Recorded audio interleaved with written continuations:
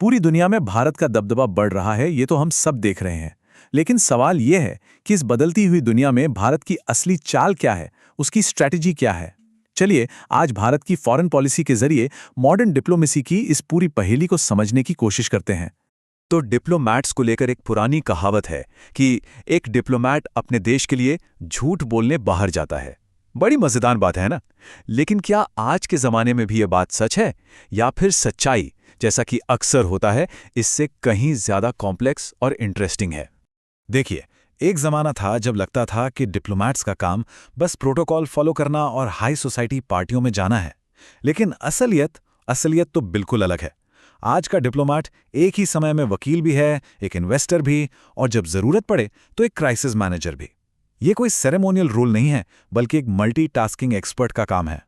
तो आज हम किन किन चीजों पर बात करेंगे? सबसे पहले समझेंगे कि एक डिप्लोमैट का असली काम है क्या, फिर देखेंगे कि पिछले 40 सालों में क्या क्या बदल गया है। उसके बाद बात करेंगे भारत के ग्लोबल बैलेंसिंग एक्ट की, कैसे वो अमीर तो हुआ है लेकिन ज्यादा सतर्क भी।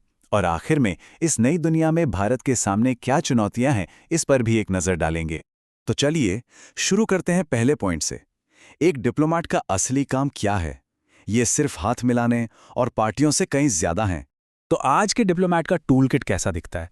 देखिए, उनके काम का लगभग 25 से 30% हिस्सा तो विदेशों में बसे भारतीयों की सेवा में ही चला जाता है। इसके अलावा ट्रेड को प्रमोट करना, देश में इन्वेस्टमेंट लाना, सिक्योरिटी और इंटेलिजेंस के मामलों में सहयोग करना, ये सब उनकी जिम्मेदारियों में शामिल हैं। और जब कोई संकट आता है तो ग्राउंड पर सिचुएशन को मैनेज भी यही करते हैं। और हाँ, भारत की जो सॉफ्ट पावर है, जो हमारे कल्चरल वैल्यूज़ हैं, उनको दुनिया के सामने पेश करना भी इन्हीं का काम है। अब बात करते हैं दूसरे हिस्से की, तब और अब में क्या फर्क आया है। पिछले 40 सालों में भारतीय डिप्लोमेसी मतलब कूटनीति पूरी तरह से बदल गई है। चलिए देखते हैं ये बदलाव कितना बड़ा है। जरा 1980s के दशक में चलते हैं। मान लीजिए मिस्र में उस समय एक भारतीय डिप्लोमैट का रोल ज्यादातर एक ऑब्जर्वर का था। पॉलिटिकल एनालिसिस करना, रिपोर्ट भेजना, सॉफ्ट पावर के लिए अमिताभ बच्चन की पॉपुलैरिटी का इस्तेमाल होता था। लेकिन आज 2026 में ये रोल पूरी तरह से एक्टिव हो गया है। अब आर्थिक हित, सुरक्षा और विदेशों में बसे भारतीय ये सबसे ऊपर हैं। और इस बदलाव के पीछे एक बहुत बड़ा कारण है विदेशों में बसे भारतीयों की बढ़ती संख्या। एक उदाहरण देखिए, सऊदी अरब में पहले सिर्फ 2 लाख भारतीय हुआ करते थे। आज ये संख्या कितनी है जानते हैं? 20 लाख, मतलब सीधा 10 गुना का इजाफा। तो जाहिर है डिप्लोमैट्स का फोकस भी बदलेगा। एक और बड़ा फर्क है, 1980 के दशक में भारत की इकोनॉमी दुनिया से बस 15% ही जुड़ी थी। आज ये आंकड़ा 50% पर पहुंच गया है। इसका सीधा मतलब ये है कि अब दुनिया में कहीं भी कुछ भी होता है, उसका असर भारत पर पहले से कहीं ज्यादा और कहीं जल्दी पड़ता है। तो इन सब बदलावों के बीच भारत कर क्या रहा है? उसकी रणनीति क्या है? ये एक ग्लोबल बैलेंसिंग एक्ट है, मतलब सबसे जुड़कर रहना, पर किसी से उलझना नहीं। इस बैलेंसिंग एक्ट को समझने के लिए एक शब्द बहुत जरूरी है, फ्रेनेमीज। ये शब्द उन रिश्तों के लिए बना है जहां देश एक ही समय पर दोस्त भी होते हैं, कॉम्पिटिटर भी, और कभी-कभी एक दूसरे का विरोध भी करते हैं। और भारत इस फ्रेनेमी वाली दुनिया में माहिर है। वो एक ही साथ अमेरिका और रूस दोनों से अच्छे रिश्ते रखता है।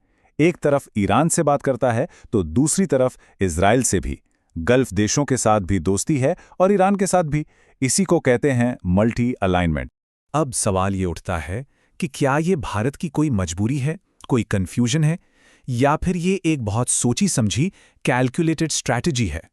देखिए, ये कोई कंफ्यूजन नहीं है।